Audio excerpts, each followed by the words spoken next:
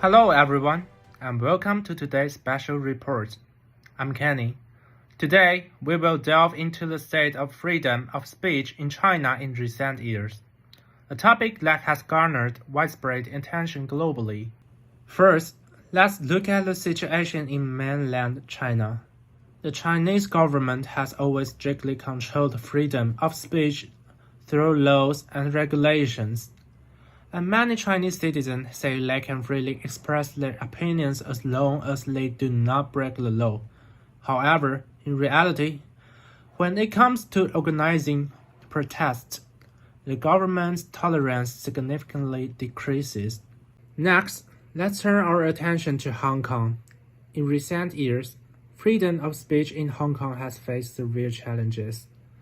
In 2020, Beijing implemented the national security law. So many people we interviewed said they can speak their minds as long as they don't break the law. Are you convinced? The perception is that if you say anything that the government doesn't like, that you're going to be locked up, and that's nonsense. If you go on social media in China, what you'll see is a lot of criticisms on a lot of issues, and they talk about it. The main difference in China is that if you try to organize, right, you say to people, let's get together and have a protest. And they will come and they will talk to you. But that also means that they're not going to tolerate those who just want to hold up a sign and protest.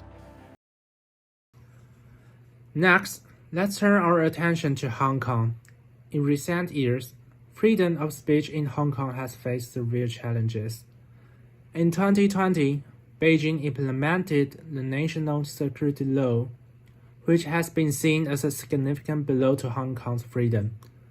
Hundreds of activists have been arrested, including some who attempted to flee to Taiwan, known as the Hong Kong 12. The passing of this law has led to unprecedented restrictions on press freedom and freedom of speech in Hong Kong. To further elaborate on the impact of the national security law in Hong Kong, let's hear from our first guest speaker. Hello, I'm Alex. In Hong Kong, the implementation of the national security law has sparked widespread fear and anxiety.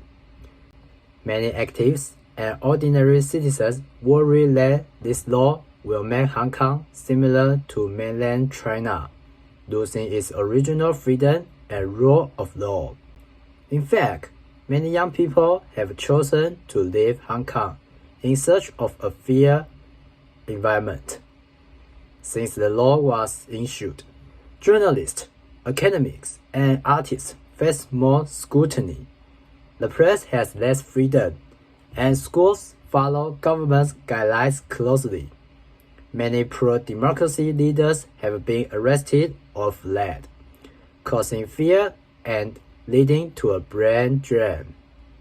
Despite these challenges, many Hong Kong's people remain committed to fighting for freedom and justice, holding on to hope for a future where the city's unique identity and freedoms are restored. In Hong Kong, authorities arrested the authors of a children's book this week and accused them of sedition. The storybook uses animals as it explores the politics of a protest movement, facing off against an increasingly assertive China. Nick Schifrin has the story. For a Hong Kong parent reading to their child, the book's message is solidarity. The good guys are sheep.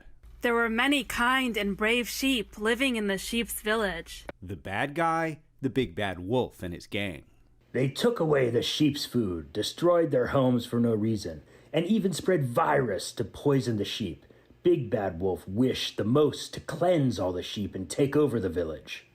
But no matter how cunning the big bad wolf was, the sheep were defending the village bravely. Although the sheep didn't manage to drive the big bad wolf away, the sheep became braver and more unified. These authors are now in prison, accused of using their books to incite sedition. The Hong Kong police believe that this book could influence children's thoughts, leading them to develop anti-social moral standards. To provide insight into the state of internet freedom in mainland China, we have our next guest speaker.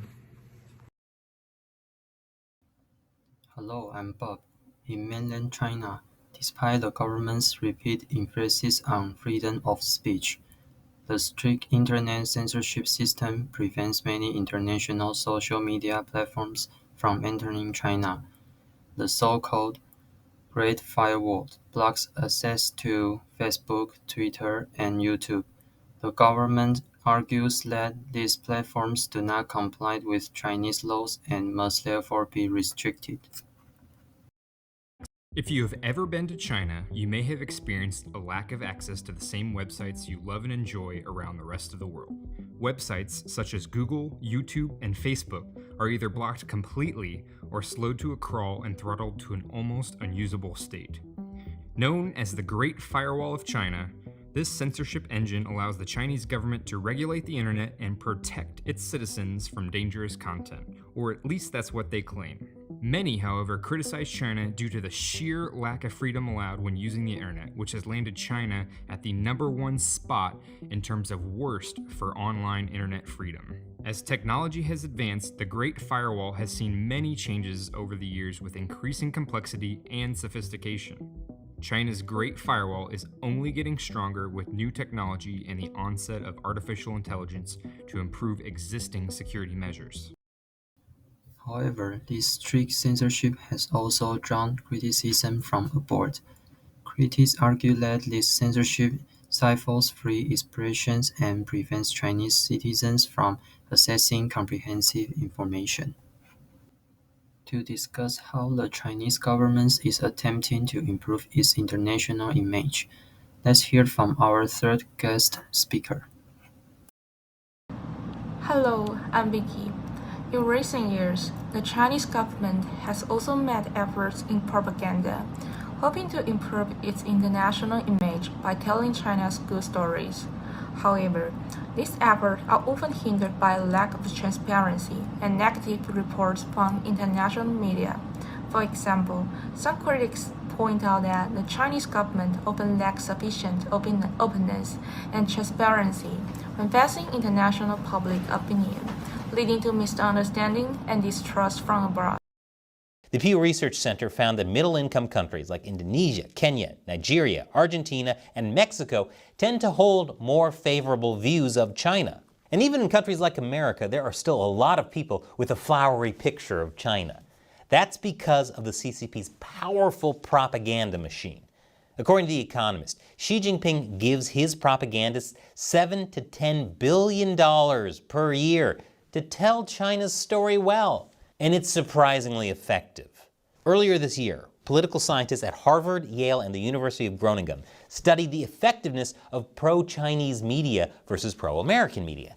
They found that Chinese state media persuades a global audience that the China model provides growth, stability, and competent leadership and is superior to American democracy. Overall, the state of freedom of speech in China has faced severe challenges in recent years. From the mainland to Hong Kong, the government's control over information and speech has become increasingly strict. While there is some space for free expression, overall, freedom of speech in China remains significantly restricted. Let's conclude our special report for today. We hope that through today's program, you have gained a clear understanding of our current state of freedom of speech in China. And thank you for watching, and we will see you next time.